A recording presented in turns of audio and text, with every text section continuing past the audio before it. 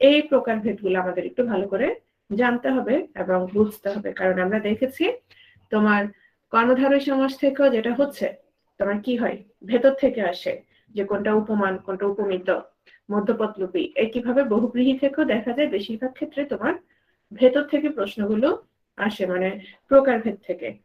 তো আমরা দেখো এখানে বলছে বহুব্রীহি আছে যার, মানে বহু ধান আছে যার, মানে এখানে বহু বা অনেককেও বোঝাচ্ছে না, আবার ব্রীহি বা ধানকেও বোঝাচ্ছে না, তাকে বোঝাচ্ছে যার অনেক কি আছে, ধান আছে। হ্যাঁ, ব্যাতিহার পর্যন্ত পড়ানো হয়েছিল, একজন অনুরোধ করলো যেন একটু প্রথম থেকে পড়াই, কে আজাদ। আমি একটু দ্রুতই টেনে দিচ্ছি। যেমন তোমাদের বলেছিলাম যে বিশালাক্ষী, বিশালাক্ষী মানে কি, মানে হচ্ছে বিশাল অক্ষী আছে যার, বিশাল অক্ষী আছে যার। এখন দেখো তাহলে এখানে বিশালকেও বুঝে নাই, অক্ষী, অক্ষী মানে হচ্ছে তোমার চোখ, চোখকেও বুঝে নাই, কাকে বুঝিয়েছে, মানে যার বিশাল অক্ষী আছে দুর্গাকে বোঝাচ্ছে, ঠিক আছে। তাহলে এখন আসো, যেহেতু দেবী দুর্গাকে বোঝাচ্ছে তাহলে এটা অবশ্যই কিসের অন্তর্গত, বহুব্রীহি সমাসের অন্তর্গত।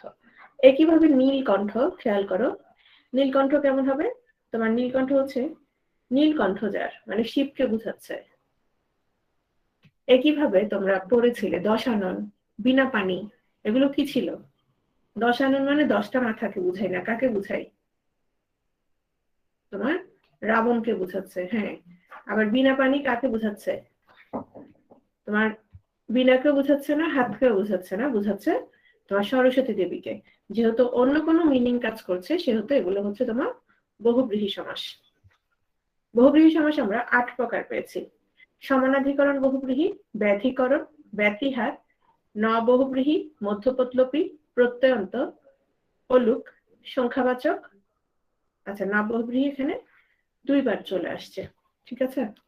তো দেখো সমানাধিকরণ কি বলেছিলাম, পূর্বপদে বিশেষণ আর পরপদে তোমার কি হবে, বিশেষ্য হবে। পূর্বপদে বিশেষণ আর পরপদে বিশেষ্য।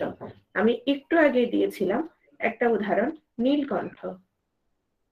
তাহলে দেখো তো কণ্ঠ, কণ্ঠ এখানে কি, পরপদ বিশেষ্য, তাই না। নীল, সেই কণ্ঠটা নীল, তাহলে নীলটা কি বলতো, বিশেষণ। এখানে হতশ্রী, শ্রী মানে হচ্ছে সৌন্দর্য। আচ্ছা, সৌন্দর্য কি নাউন নাকি তোমার অ্যাডজেক্টিভ, সৌন্দর্য, সুন্দর না, সৌন্দর্য, সৌন্দর্য হচ্ছে বিশেষণ। আর হত, হত মানে কি, তোমার শেষ হয়ে গেছে, এখানে শ্রী মানে সৌন্দর্য তার কি হয়েছে, হত হয়েছে বা শেষ হয়ে গেছে। তাহলে দেখো নিহত হয়েছে, তাহলে দেখো হত শ্রী, তাহলে এখানে হতটা কি বিশেষণ আর শ্রীটা হচ্ছে তোমার নাউন। তাহলে দেখা যাচ্ছে এগুলো হচ্ছে তোমার সমানাধিকরণ বহুব্রীহি।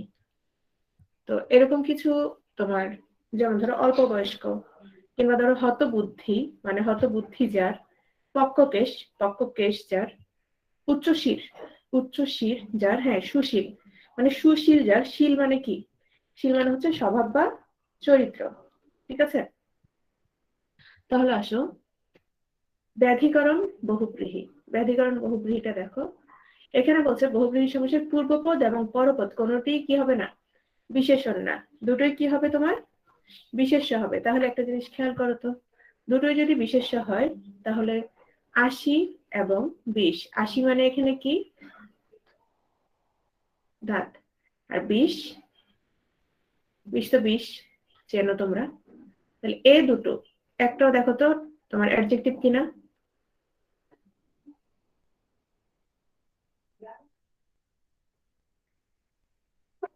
আচ্ছা, মাহমুদুল হক আর তানজিয়া মাহিন, নীলকণ্ঠ সাধারণ কর্মধারয়, কিন্তু একটু খেয়াল করো তো নীলকণ্ঠ, এখানে কণ্ঠটাকে তোমার বিশেষায়িত করেছে কিনা, নীল শব্দটা করেছে কিনা, করেছে। যদি করে থাকে তাহলে আমাদের তোমার যে সংজ্ঞা অনুসারে মানে তোমার সমানাধিকরণের সংজ্ঞা অনুসারে ঠিক আছে কিনা, বিশেষণ এবং বিশেষ্য, বুঝতে পারছো মাহমুদ। হ্যাঁ, কেমন কণ্ঠ, নীলকণ্ঠ। যদি বলি জোরালো কণ্ঠ, সেখানে জোরালোটা কি, জোরালোটা কি, অবশ্যই কি বিশেষণ হবে, তাই না? হ্যাঁ, তাহলে ব্যাধিকরণ বুঝতে পারছো কিনা দেখো তো। পদ্মনাভ, পদ্মনাভ কি হবে? পদ্মনাভিতে যার। তাহলে এখন আসো, এটা হচ্ছে মূলত কাকে বোঝাচ্ছে? বিষ্ণুকে বোঝাচ্ছে। পদ্মনাভিতে যার, বিষ্ণু। তারপর আশি বিষ, আশি বিষ এখানে কি? আশি বিষ মূলত সাপকে বোঝাচ্ছে। তার মানে আমরা দুটো তোমার সূত্র মিলে যাচ্ছে। কিরকম সূত্র? প্রথমত আমরা যেটা দেখতে পাচ্ছি, আশি বিষ এবং পদ্মনাভ দুটোই হচ্ছে বহুব্রীহি। দ্বিতীয়ত, যে বহুব্রীহিতে তোমার ব্যাধিকরণ, দুটোই কি হবে? দুটোই হচ্ছে তোমার বিশেষ্য হবে, সেটাই হচ্ছে ব্যাধিকরণ। তাহলে এখানে দেখো তো, দাঁত এবং বিষ দুটোই কি নাউন কিনা বা বিশেষ্য কিনা? তাহলে দুটোই হচ্ছে তোমার বিশেষ্য। যদি দুটোই বিশেষ্য হয় তাহলে এটা তোমার হচ্ছে ব্যাধিকরণ। এখন হচ্ছে একটু মনে রাখবা কিভাবে সমানাধিকরণ আর ব্যাধিকরণ একটু উল্টো। কেন? দুটোতেই সমান হলে সমানাধিকরণ মনে রাখতে কি হতো? একটু সহজ হইতো, তাই না?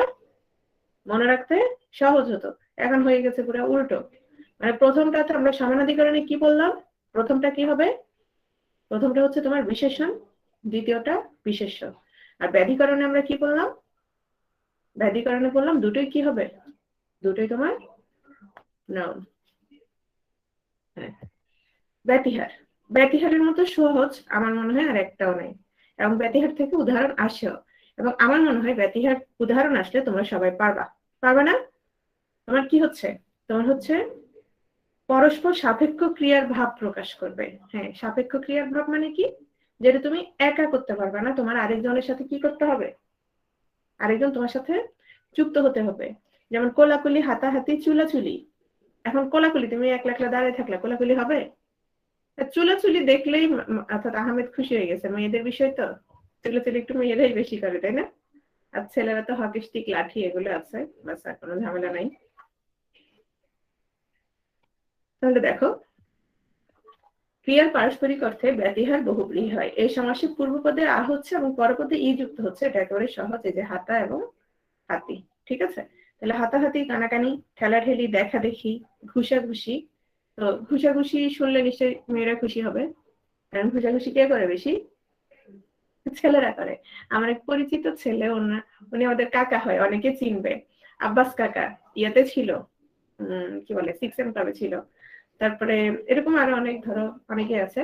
তো একজনকে ঘুষি দিতে গিয়ে, ধরো যাকে ঘুষি দিচ্ছিল সে সরে গেছে, সরে যাওয়ার পর যেটা হয়েছে, ঘুষিটা দেয়ালে লেগে নিজের হাত ভেঙে গেছিল। তো এটা হচ্ছে ব্যতিহার বহুব্রীহি। আশা করি সমস্যা হবে না। নেক্সট আসো, প্রত্যয়ান্ত বহুব্রীহি। এটা একটু খেয়াল করো, প্রত্যয়ান্ত বহুব্রীহি। আচ্ছা, প্রত্যয় আমরা সবাই চিনি কিনা? যেহেতু প্রত্যয় অলরেডি পড়ে ফেলেছি, অনেকের কাছে প্রকৃতি প্রত্যয় একটা খুব বিভীষিকাময় জিনিস ছিল, খুব ভয়ানক, অনেক কাছে খুব ভয়ানক লাগতো। এখন ধরে পড়ার পর প্রকৃতি প্রত্যয় নিয়ে ঝামেলা একটু তো থাকবে সবার, টুকটাক, কিন্তু মূল বিষয়টা বুঝছো না? মূল বিষয়টা, তো মূল বিষয়টা যদি বুঝে থাকো তাহলে নিশ্চয়ই প্রত্যয় চেনো। তো প্রত্যয় কি আগে বসে না পরে বসে? প্রত্যয় কি আগে বসে না পরে বসে? অবশ্যই পরে বসে। তো অবশ্যই যেহেতু পরে বসে, বলছে কি, যে বহুব্রীহি সমাসের সমস্ত পদে, কোথায়? সমস্ত পদ। সমস্ত পদ মানে আমাদের ব্যাস বাক্য থেকে আমরা যেটা পাচ্ছি, মূল শব্দটা, সমাস, সমাস নিষ্পন্ন হওয়ার পরে যেটা পাচ্ছি সেটাই। তো সেটা হচ্ছে তোমার কি? সেটা হচ্ছে তোমার সে সমস্ত পদে কি হবে? আ, এ, ও, এই তিনটা প্রত্যয় তোমার যুক্ত হবে। এই তিনটা প্রত্যয় যদি যুক্ত হয় সেগুলোকে আমরা বলবো প্রত্যয়ান্ত বহুব্রীহি সমাস। তো প্রত্যয়ান্ত বহুব্রীহি সমাসে দেখো, একদিকে চোখ যার, তো এক চোখ না হয়ে কি হচ্ছে দেখো তো, চোখের সাথে কোন প্রত্যয়টা যুক্ত হয়েছে? আ প্রত্যয়টা যুক্ত হয়েছে। তো আ প্রত্যয়টা যেহেতু যুক্ত হয়েছে, সেক্ষেত্রে তাহলে এটা কি হচ্ছে? প্রত্যয়ান্ত বহুব্রীহি। প্রথমত বহুব্রীহির সূত্রে ফেলে দিবা। তাহলে এখানে মূলত একটাকেও বোঝাচ্ছে না, চোখকেও বোঝাচ্ছে না। কাকে বোঝাচ্ছে? যার একদিকে দৃষ্টি সেই লোকটাকে বোঝাচ্ছে, এক চোখা বলছে। হ্যাঁ, ঘরের দিকে মুখ যার, তার মানে ঘরকেও বোঝাচ্ছে না, মুখকেও বোঝাচ্ছে না। যার ঘরের দিকে মুখ মানে ঘর মুখ। কিছু মানুষ বলে না ঘর মুখ ঈদের সময়, কেন সবাই কোথায় ফিরে? ঘর মুখে। সন্ধ্যার সময় কোথায় ফিরে সবাই? ঘরে ফিরে। তাহলে ঘরের দিকে মুখ যার, ঘর মুখ, এখানে ঘরমুখ না হয়ে কি হয়েছে, ঘরমুখ। কোন প্রত্যয়টা যুক্ত হয়েছে, ও প্রত্যয়টা যুক্ত হয়েছে। তারপর যার কোনো খরচ নাই তারে কি বলছে, নি খরচে, এখানে যুক্ত হয়েছে এ যুক্ত হয়েছে। তাহলে দেখো আমরা তিনটাতে তিনটা পাচ্ছি, আ ও এ। তে ভাগা হচ্ছে একটা মূলত আন্দোলন। এই আন্দোলনটা হচ্ছে তোমার জমির ফসল ভাগ নিয়ে। তো ধরো মালিক হচ্ছে আহমেদ, আর কৃষক ধরো ফসল ফলানোর পরে যেটা হতো অর্ধেক অর্ধেক ভাগ হয়ে যেত, অর্থাৎ যার জমি সে কোনো কিছু না করেও কি পেয়ে যেত, তোমার 50% পেয়ে যেত। আর কৃষক এত কষ্ট করে উৎপাদন করার পর কি পেত, 50% পেত। তো এটা নিয়ে একটা আন্দোলন হয়েছিল, ওটা তোমার নেত্রী ছিল ইলা মিত্র। হ্যাঁ, আহমেদ তো পারলে পুরোটাই রেখে দিত। তো যেটা হয়েছে ওখানে পরবর্তীতে তোমার এই আন্দোলনের প্রধান ছিল, 3 ভাগ হবে, 3 ভাগের মধ্যে 2 ভাগ কার থাকবে, 2 ভাগ থাকবে কৃষকের। এটাই তে ভাগ আন্দোলন। তো এখানে দেখো 3 ভাগ যার, তে ভাগা, তাহলে এখানে যুক্ত হচ্ছে আ। তাহলে এগুলো হচ্ছে তোমার প্রত্যন্ত বহুব্রীহি। যেমন ধরো এখানে ধরো যেমন আচ্ছা, 4 পায়া, 4 পায়া কি বলতো, 4 পায়া কে বলতে পারবে, 4 পায়া। হ্যাঁ, আচ্ছা, এখানে কি তোমার আটা প্রত্যয় হিসেবে যুক্ত হচ্ছে, বা ধরো চৌচালা, বা ধরো চৌচালা, এটা কি প্রত্যয়ন্ত হবে,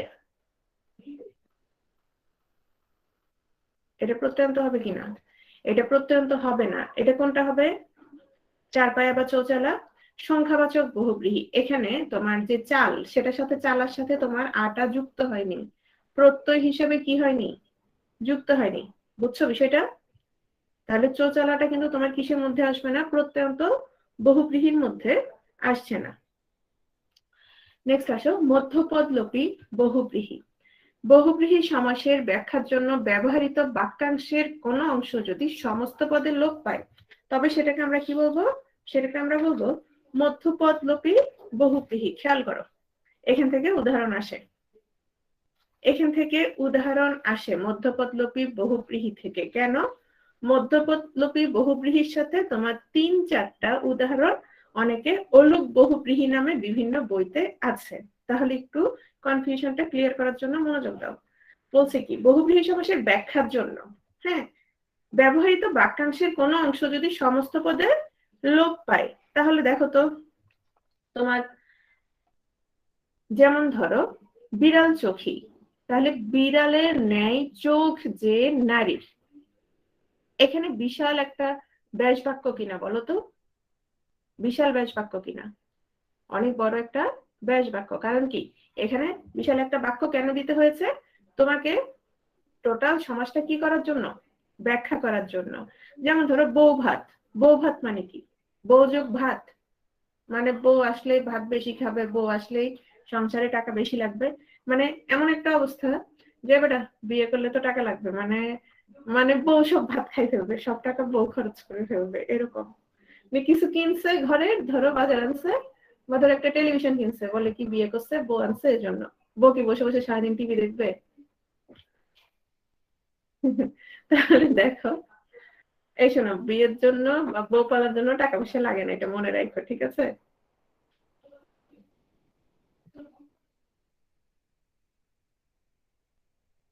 মানে দেখো, বউর জন্য বেডরুম গুছাবে, কি বেডরুমের লোকটা থাকবে না যে বিয়ে করবে?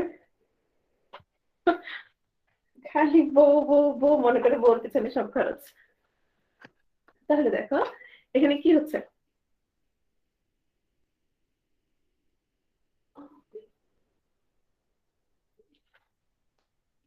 এখন আসো, তাহলে বউ ভাত, বউ ভাত পরিবেশন করে কি, যে অনুষ্ঠানে, তাহলে বিশাল বড় একটা কি পাচ্ছি আমরা, ব্যাস বাক্য পাচ্ছি। হুম, তারপর দেখো, অর্থাৎ এই যে অনুষ্ঠানগুলো, বিশেষ করে হাতে খড়ি, হাতে খড়ি কি, হাতে খড়ি দেওয়া হয় যে অনুষ্ঠানে। তাহলে তোমরা কয়েকটা অনুষ্ঠানের নামগুলো মনে রাখো, কিরকম অনুষ্ঠান, যেমন ধরো গায়ে হলুদ, তারপর ধরো বউ ভাত, তারপর ধরো হাতে খড়ি, মুখে ভাত। মুখে ভাত তো কি বুঝো না, মানে কেউ মুখে তুলে ভাত খাওয়াই দিল, এটা মুখে ভাত মানে কি, মুখে ভাত বুঝছো? মুখে ভাত হচ্ছে তোমার 6 মাস পর্যন্ত বাচ্চারা সাধারণত তোমার বুকের দুধ খায়। হ্যাঁ, সলিডের সাথে যখন ওকে পরিচয় করাই দেওয়া হয়, মানে ভাতের সাথে বা কোনো অর্থাৎ কঠিন খাবারের সাথে, এর আগে তো তরল খাবার খায় সে 6 মাস পর্যন্ত, তখন যে অনুষ্ঠানটা হয় সেটাকে বলা হচ্ছে তোমার মুখে ভাত। তাহলে খেয়াল করো, গায়ে হলুদ, তারপরে হচ্ছে তোমার বউ ভাত, তারপর হচ্ছে তোমার মুখে ভাত, তারপর হচ্ছে তোমার নবান্ন। নবান্ন কি? নবান্ন হচ্ছে নব অন্ন। অন্ন বলতে এখানে ধান বোঝাচ্ছে। নব অন্ন তোলা উপলক্ষে যে অনুষ্ঠান, মানে তোমার আমরা জানি নতুন ধান উঠলে তখন যে অনুষ্ঠানটা হয় তখন সেটাকে আমরা কি বলি? তখন সেটাকে আমরা বলি নবান্ন। এই হিন্দু মুসলিম নিয়ে এখানে বিভেদ করার দরকার নাই তো। নবান্ন, প্রত্যেক ধর্মেই আলাদা আলাদা কিছু বিষয় থাকে। তো এই নবান্ন, এই সবগুলো অনুষ্ঠান মনে রাখবা, সবগুলো কি হবে? মধ্যপদলোপী বহুব্রীহি। কি হবে? মধ্যপদলোপী বহুব্রীহি, এগুলো সবগুলো। আচ্ছা, কর্মধারয় কেন মেহজাবিন? তুমি আমাকে বলো, গায়ে হলুদ, এটা কি গায়ে হলুদ বোঝাচ্ছে নাকি অনুষ্ঠান বোঝাচ্ছে? বলো, এটা বলো। তারপরে ইমরান সিদ্দিক। হ্যাঁ, ইমরান সিদ্দিক, তুমি আমাকে বলো, বউ ভাত, বউ ভাত কি তোমার ভাত বোঝাচ্ছে? মানে আমরা কর্মধারয়ের ক্ষেত্রে কি পড়েছিলাম বলতো? পূর্বপদ প্রাধান্য পাবে নাকি পরপদ প্রাধান্য পাবে কর্মধারয়তে?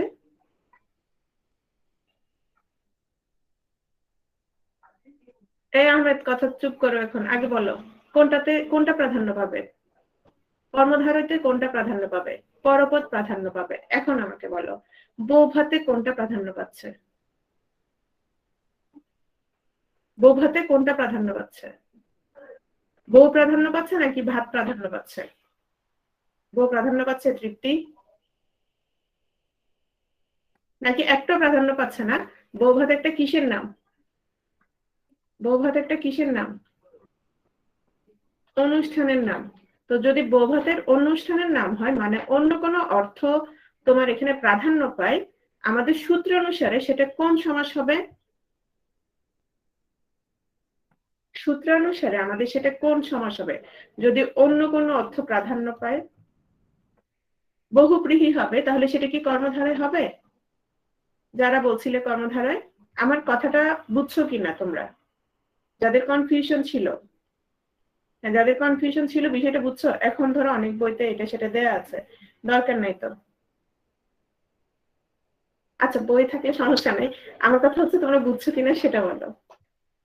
বইয়ে অনেক ধরনের ভুল থাকে, আমার মধ্যেও তো, আমি ধরো কিছু একটা লিখলে অবশ্যই ভুল থাকতেই পারে, বা আমি নিজেও ভুল জানতে পারি। কিন্তু তুমি যদি সূত্রের মধ্যে ফেলো, বা সূত্র না, মানে যে সংজ্ঞাটা আছে, আমাদের মূল যে সংজ্ঞাটা, সেই সংজ্ঞাটা অনুসারে এটা কোথায় পড়ে? কোন সমাসে? বহুব্রীহি সমাসে, তাই না? তাহলে আসো, তাহলে আমাদের কিছু দেখি। এই যে এখানে, বিড়ালের চোখের নেই চোখ যে নারী, বিড়াল চোখী, হাতে খড়ি দেওয়া হয় যে অনুষ্ঠানে, হাতে খড়ি। তাহলে এগুলো কি হচ্ছে? এগুলো সবগুলো তোমার মধ্যপদলোপী বহুব্রীহি। ঠিক আছে? নবান্নের, নব অন্ন তোলা উপলক্ষে যে অনুষ্ঠান, মানে ধান আর কি। অলুক বহুব্রীহি। আচ্ছা, অলুক যদি শব্দটা দেখো, তাহলে কি ধরে নিব আমরা? সমস্ত পদে কি থাকবে? সমস্ত পদে কি থাকবে? বিভক্তি থাকবে। তাহলে অলুক এখন পর্যন্ত আমরা কি কি পেয়েছি বলতো? অলুক কি কি পেয়েছো বলো? হ্যাঁ, দ্বন্দ্ব, তারপর খালি দ্বন্দ্ব, আর কিছু পাও নাই? হ্যাঁ, মেজাবিন, তৎপুরুষ, আর কি? আর এখন পেলাম হচ্ছে এই দিগুর মধ্যে অলুক দিগু ছিল, আর এখন পেলাম হচ্ছে অলুক বহুব্রীহি। দেখো, অলুক বহুব্রীহি তাহলে কেমন হবে? ধরো, সবার আগে যেটা চিন্তা করতে হবে সেটা হচ্ছে বহুব্রীহি কি, মানে অন্য কোনো অর্থ। বাস শেষ। অন্য কোনো অর্থ, এটা আগে মাথায় ঢুকে ফেলবা, এরপর ঝামেলা শেষ। এখন আসো, অন্য কোনো অর্থ কি তাহলে? ধরো আমি বললাম পায়ে বেরি। আচ্ছা, আমি লিখছি এখানে পায়ে বেরি। এটা হচ্ছে একটা সমস্ত পদ। এটা কি? এটা একটা সমস্ত পদ। আচ্ছা, পায়ে বেরি মানে কি? এটা কি পা অথবা বেরি যে কোনো একটাকে বোঝাচ্ছে? পায়ে বেরি মানে আসলে কাকে বোঝাচ্ছে? পায়ে বেরি মানে আসলে কাকে বোঝাচ্ছে? কাদের পায়ে বেরি দেওয়া হয়? হ্যাঁ, মানে আসামি।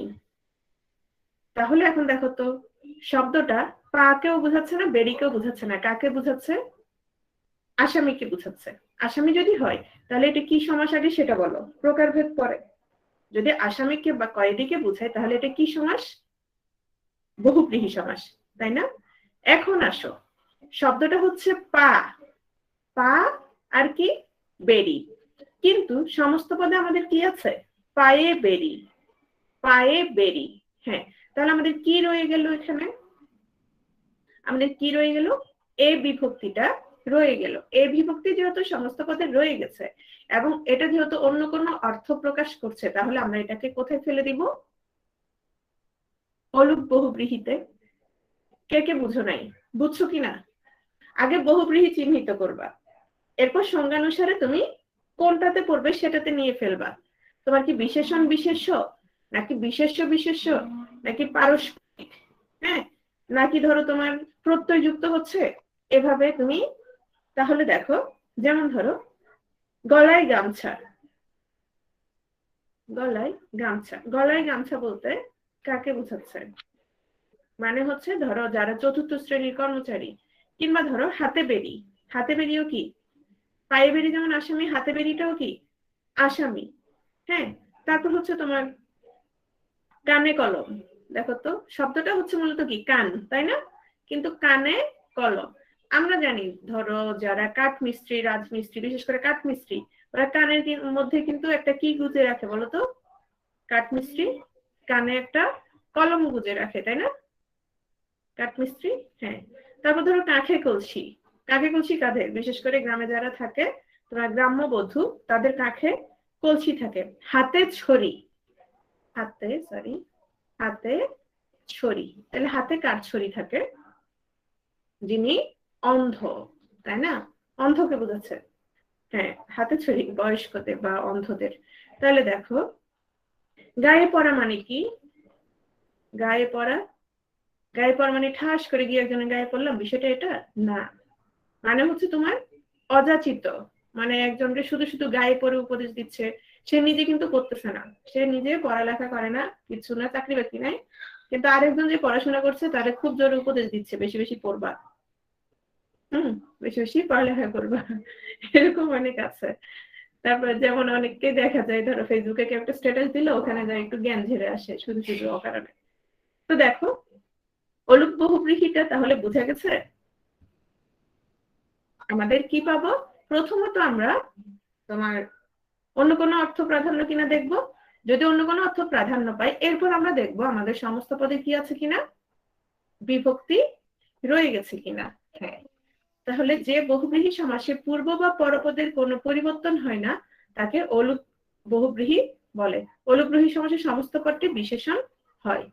আচ্ছা, মাথায় পাগড়ি, গলায় গামছা, হাতে বেরি, কানে কলম। আচ্ছা, এখানে শুধু উদাহরণ দিয়েছি, তোমরা যেহেতু বুঝছো আর কোনো সমস্যা নেই।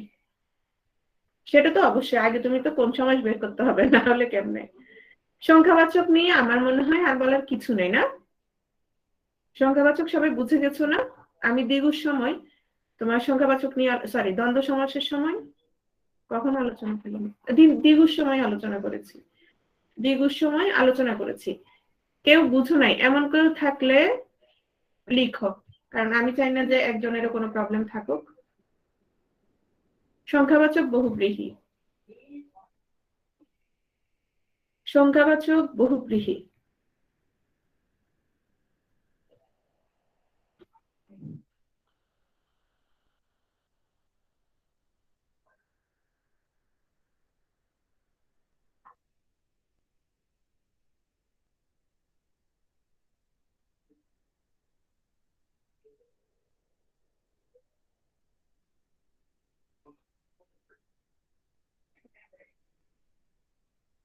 আচ্ছা, এখানে একটা কথা বলা হয়েছে যে ও বলছে যে মুখে ভাত অলুকেও আছে। হ্যাঁ, মুখে ভাত অলুকেও আছে বলতে এখানে যেহেতু মুখের শব্দটা আছে, হ্যাঁ, এটা রয়ে গেছে। এক্ষেত্রে যেটা করবা সেটা একটু খেয়াল করো। আমি এখানে আবার আসছি অলুক বহুব্রীহির ক্ষেত্রে। মানে আমি যেটা বলেছিলাম, মুখে ভাতটা আমি কোথায় বলেছিলাম? মধ্যপদ লোপী বহুব্রীহিতে বলেছিলাম। একটা কথা মনে রাখবা, যদি মধ্যপদ লোপী না থাকে অপশনে, আবার খেয়াল করো, যদি মধ্যপদ লোপী অপশনে না থাকে সেক্ষেত্রে আমরা কি দিব? সেক্ষেত্রে আমরা কোনটা দিব? মুখে ভাত, মুখে ভাত, সেক্ষেত্রে আমরা অলুক দিব।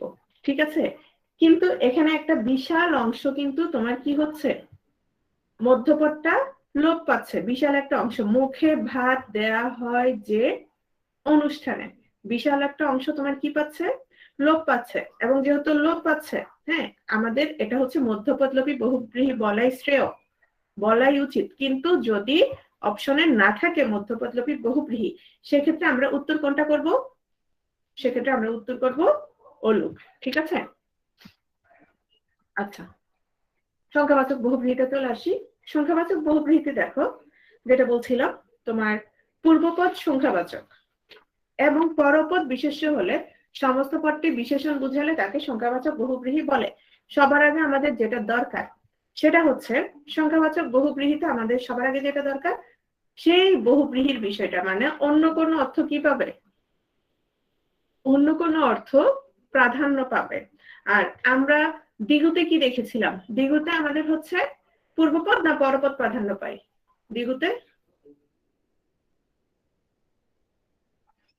দ্বিগুতে কোনটা হয় বলো?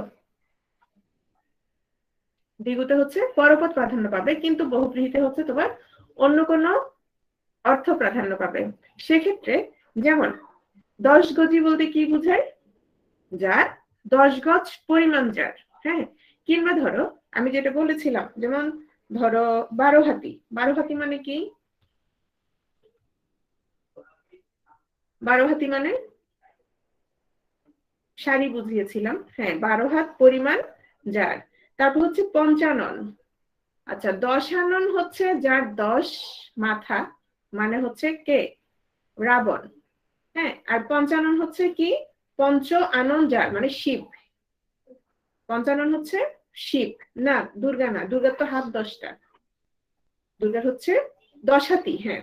না, সেক্ষেত্রে হচ্ছে 12 হাতি হচ্ছে তোমার পরিমাণের ক্ষেত্রে। পঞ্চ আনন যার মানে হচ্ছে 5 মাথা যার, হ্যাঁ, 5 মাথা যার। এটা রাবণ হবে না, এটা হচ্ছে শিব। রাবণ এটা হচ্ছে 10 মাথা যার। ঠিক আছে? তারপর হচ্ছে তোমার ত্রিনয়ন, ত্রিনয়ন আছে যার, কার? ত্রিনয়ন আছে যার, মহাদেবের। ঠিক আছে? তাহলে দেখো ত্রিনয়ন তাহলে কি হবে? এগুলো হচ্ছে তোমার কি হবে না, মানে ত্রিনয়নের সমাহার, এরকম কোনো কিছু। ত্রিনয়নের মানে 3 চোখের সমাহার, কিংবা ধরো 10 মাথার সমাহার, এরকম কোনো কিছু না। যেহেতু সেহেতু এগুলো কি হবে? সেহেতু এগুলো হচ্ছে তোমার সংখ্যাবাচক বহুব্রীহি। সেহেতু এগুলো হচ্ছে তোমার কি? সংখ্যাবাচক বহুব্রীহি। ঠিক আছে?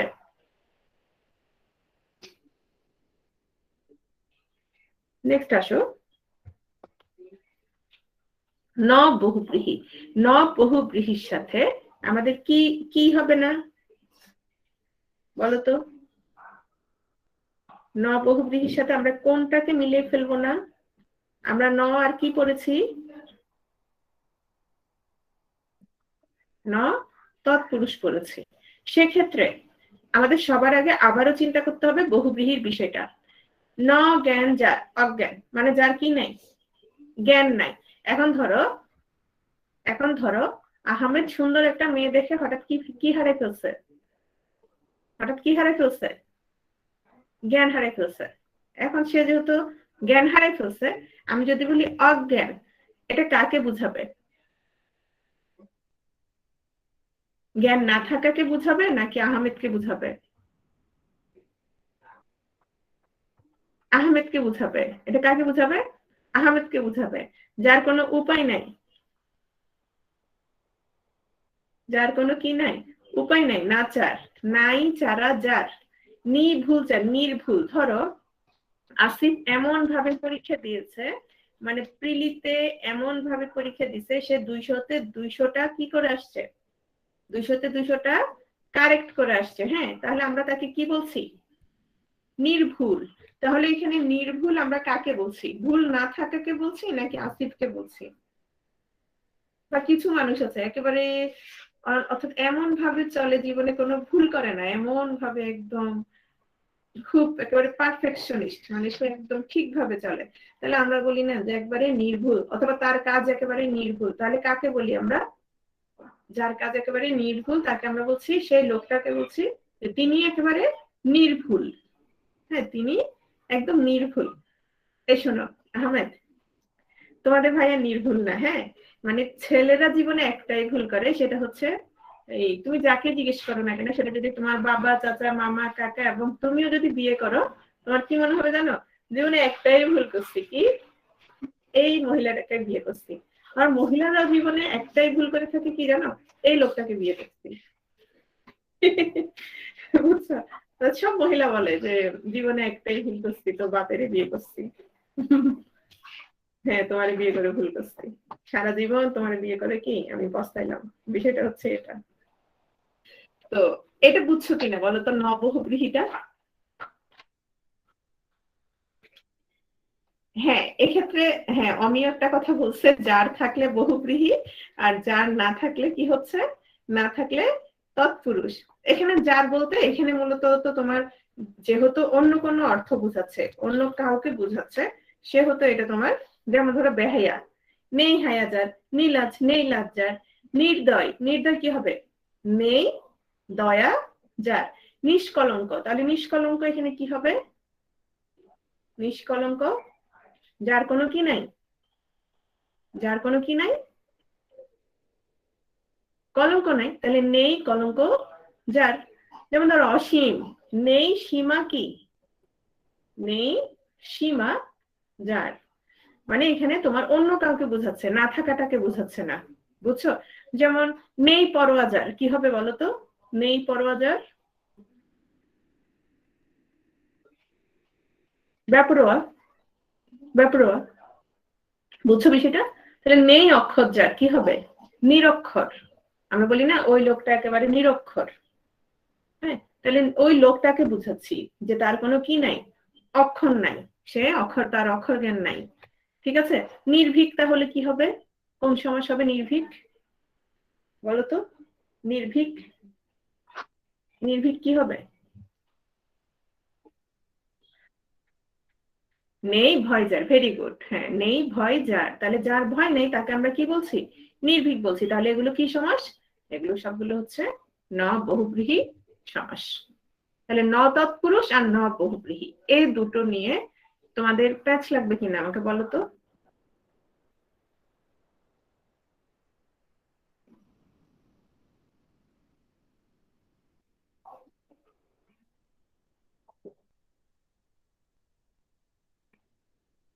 প্যাচ লাগবে?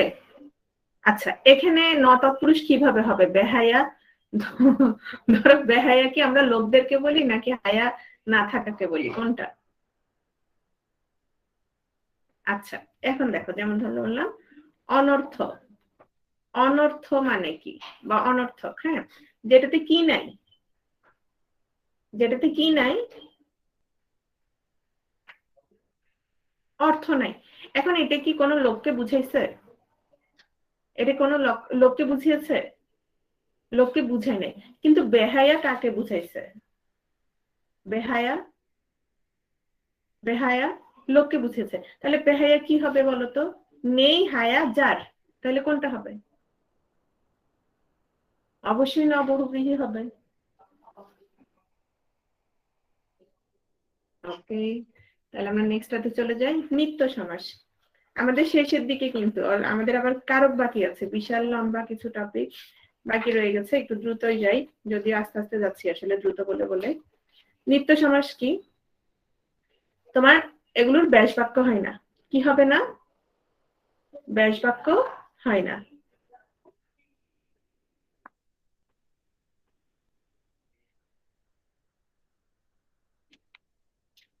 ব্যাস বাক্য যদি না হয় মানে কি, অর্থাৎ এগুলো নিত্য কি থাকে, নিত্য সমাসবদ্ধ থাকে। তাহলে নিত্য সমাসবদ্ধ থাকলে কি হবে দেখো তো, যেমন ধরো আমরা, আমরাকে অনেকে কি বলো বলো তো তোমরা? সেদিন আমি অ্যান্সার করি নাই ইচ্ছা করেই, হ্যাঁ চুপ করেছিলাম, কারণ আমার একটা স্লাইডে আছে যেহেতু আমি সেদিন কথা পারিনি। অনেকে বলে এটা কি দ্বন্দ্ব, কি দ্বন্দ্ব বলে?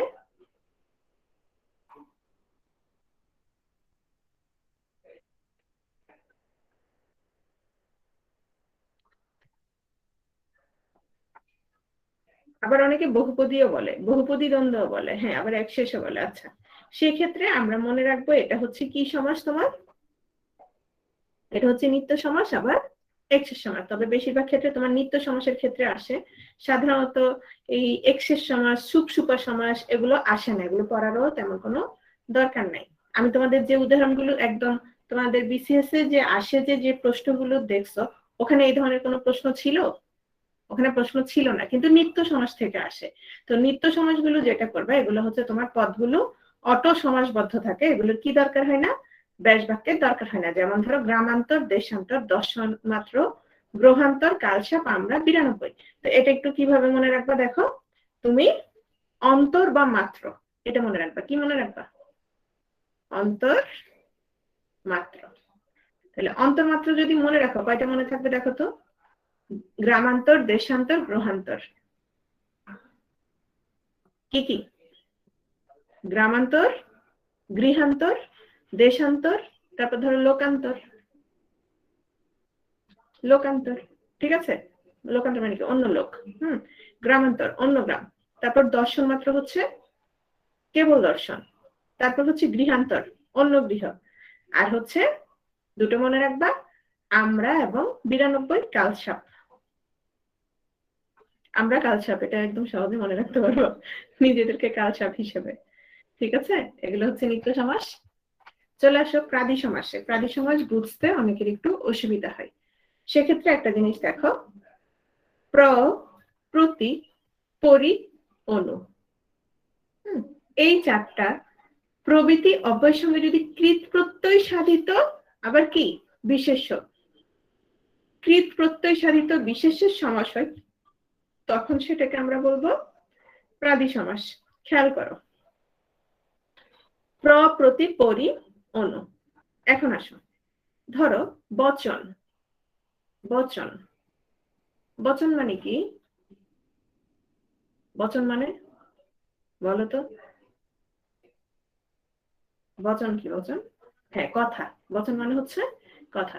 কোত্থেকে আসছে বলতো? প্রকৃতি কি? প্রকৃতি প্রত্যয় কিন্তু পড়িয়েছি, এবং এটা ছিল বলো, বচ থেকে আসছে। বচ থেকে আসছে। বচের সাথে কি যুক্ত হয়েছে? কোন প্রত্যয়? বচ যোগ অন হয়েছে। এখন আসো, সূত্রটা মিলে কিনা, কৃত প্রত্যয় কিনা দেখো তো। কৃত প্রত্যয় কিনা? কৃত প্রত্যয়। এক। বচন, এটা কি বিশেষ্য না বিশেষণ? বিশেষ্য নাকি বিশেষণ? নাউন না অ্যাডজেক্টিভ? অবশ্যই নাউন, অবশ্যই নাউন। তাহলে দেখো তো, এই যে প্রবচন হলো প্র, উপসর্গ, ঠিক আছে, বা অব্যয় যেটাই বলো না কেন, সেটার সাথে কি যুক্ত হয়েছে? আমাদের সূত্রটা মিলেছে কিনা দেখো তো, কৃত প্রত্যয় প্লাস বিশেষ্য কিনা, মিলেছে কিনা? প্রমাণে এখানে প্রকৃষ্ট, প্রমাণে এখানে কি প্রকৃষ্ট যে বচন, মানে তোমার যে কথাটা কি প্রকৃষ্ট, মানে হাবিজাবি কথা না, উল্টাপাল্টা না। বুঝছো? একইভাবে অনুতে যে তাপ বা প্রভাত, প্রকৃষ্ট যে ভাত, ভাত মানে এখানে আলোকিত, আলো। প্রগতি, প্রকৃষ্ট যে গতি, ঠিক আছে? তাহলে এগুলো তোমার কি? এগুলো হচ্ছে তোমার প্রাদি সমাস। এখন আসো তোমার, এটার জন্য যেটা করবা, এখানে যে উদাহরণগুলো আসে সেগুলো আমি দিচ্ছি। সাধারণত দেখো, প্রভাতে, প্রভাতে প্রত্যহ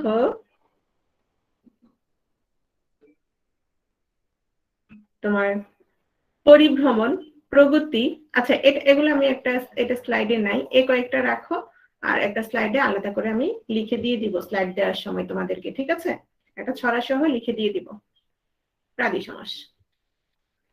এখন আসো, এটা নিয়ে অনেকে প্রশ্ন করেছো, চাঁদমুখ, চন্দ্রমুখ, মুখচন্দ্র। আচ্ছা, এমনি প্রাদি সমাসটা বুঝছো কিনা সেটা বলো। আমার প্রতি, পরি, অনু এই চারটার সাথে তোমার কি কি যুক্ত হবে? কৃত প্রত্যয় সাধিত বিশেষ্য যুক্ত হবে, ঠিক আছে? চাঁদমুখ, চন্দ্রমুখ, মুখচন্দ্র। এখানে সবার আগে যেটা আসবে সেটা হচ্ছে, আগে আমাকে বলো চাঁদমুখ আর চন্দ্রমুখ এই দুটো শব্দে কোনো পার্থক্য আছে কিনা। চাঁদমুখ, চন্দ্রমুখ, এখানে জাস্ট চন্দ্রটা কি শব্দ? তৎসম শব্দ। আর চাঁদটা কি শব্দ? তদ্ভব শব্দ। এই দুটোর মধ্যে কোন রকম কি নাই, পার্থক্য নাই, এ দুটো শব্দ একই। জাস্ট মুখচন্দ্রটা কি একটু ভিন্ন, মুখচন্দ্রটা একটু ভিন্ন। এখন সমস্যা হচ্ছে তুমি ব্যাস বাক্যটা কিভাবে করছো সেটার উপরে সমস্যা। যেমন তোমার মনির চৌধুরীর বইতে যেটা আছে, মুখ চন্দ্রের ন্যায় চন্দ্রমুখ দেয়া আছে। মুখ চন্দ্রের ন্যায় কি দেওয়া আছে? মুখ চন্দ্রের ন্যায়। চন্দ্রের ন্যায় আমি ধরলাম গোলাকার বা সুন্দর, যেটাই হোক। যদি গোলাকার বা সুন্দর হয় সেক্ষেত্রে গোলাকার এবং সুন্দর কি হতো বলতো? চন্দ্র আর মুখের কি ছিল সেটা যদি গোলাকার হয়?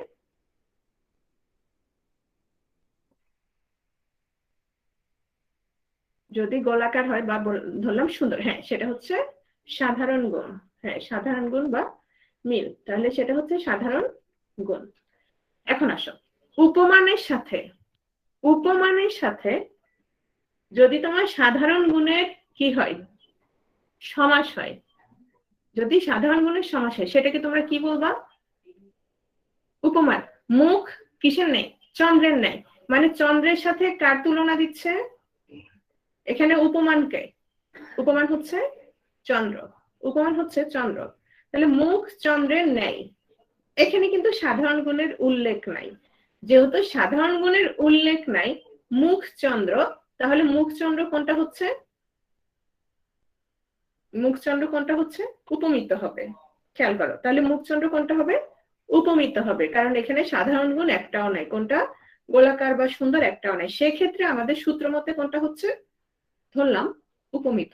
এটা একটা বিষয় গেল।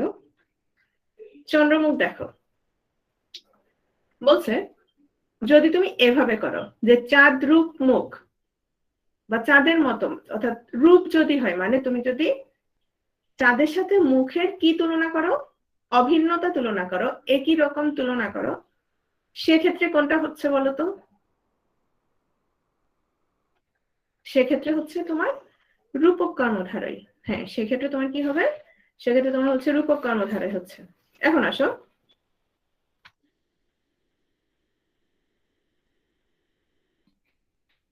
অ্যাবস্ট্রাক্ট না, ঠিক আছে, কিন্তু তুমি চাঁদরূপ মুখ, হ্যাঁ, ডক্টর মোহাম্মদ শহীদুল্লাহ এটাকে তোমাকে দিচ্ছে কি দেখো, রূপক কর্মধারয়।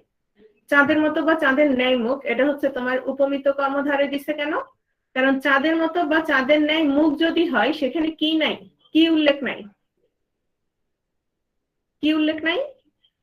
সাধারণ গুণের উল্লেখ নাই, যার কারণে অনেকে এটা কি দিয়েছে? অনেকে দিয়েছে এটা তোমার উপমান, সরি উপমিত। হ্যাঁ, উপমিত। এখন যেটা করবা সেটা হচ্ছে, যদি আসে সরাসরি কোনটা দিয়ে দিবা বলো? কোনটা দিয়ে দিবা? উপমিত দিবা। রূপকেরও দরকার নাই, তারপর তোমার উপমানেরও দরকার নাই। হ্যাঁ,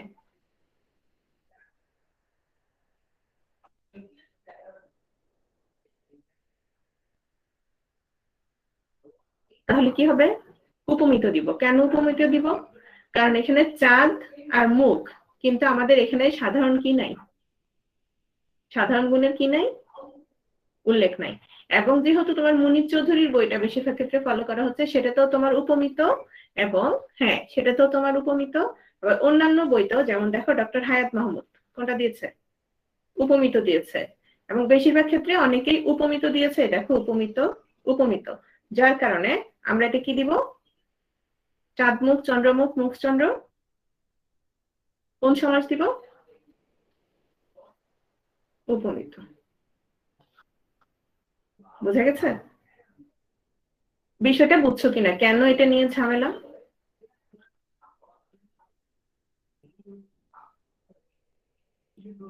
তোমরা একটা জিনিস খেয়াল করো, এখানে কিন্তু উপমান কিন্তু কেউ বলে নাই। কেন বলে নাই বলো তো? কারণ সাধারণ গুণটা নাই। কারণ সাধারণ গুণটা নাই। তাহলে আর ঝামেলা থাকে কোন দুটোর মধ্যে? আর ঝামেলা থাকে তোমার উপমিত এবং কিসের মধ্যে? হ্যাঁ, উপমিত এবং কিসের মধ্যে থাকে? রূপকের মধ্যে। এবং রূপকের কথা খুব অল্প কিছু জনে বলেছে, কিন্তু অধিকাংশ ব্যাকরণবিদ তোমার এটা কি বলেছে? উপমিত কর্মধারয়। উপমিত কর্মধারয় বলেছে। এবং উপমিত যেহেতু বলেছে, তাহলে এটা আমরা সবাই কি দিব? উপমিত হিসেবেই দিব। বহুব্রীহি থেকে আসছে মমতাজ? হ্যাঁ, উপমিতই দিব। ঠিক আছে, এটা ক্লিয়ার এই কনফিউশনটা? আমরা এখন কোথায় চলে যাব বলো তো? আচ্ছা, আমি রেকর্ডিংটা একবার অফ করে আবার অন করব কারকের জন্য, ঠিক আছে? আচ্ছা, কে বিভক্তি আর দ্বিতীয় বিভক্তি কখন হবে এই একটু পরেই এটা নিয়ে আসছি আমরা, কারক যখন পড়াবো বুঝাই দিব।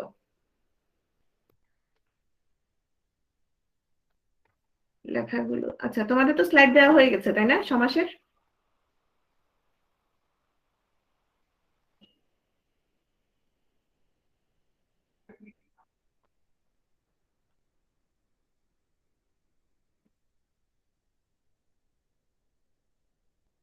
হুম।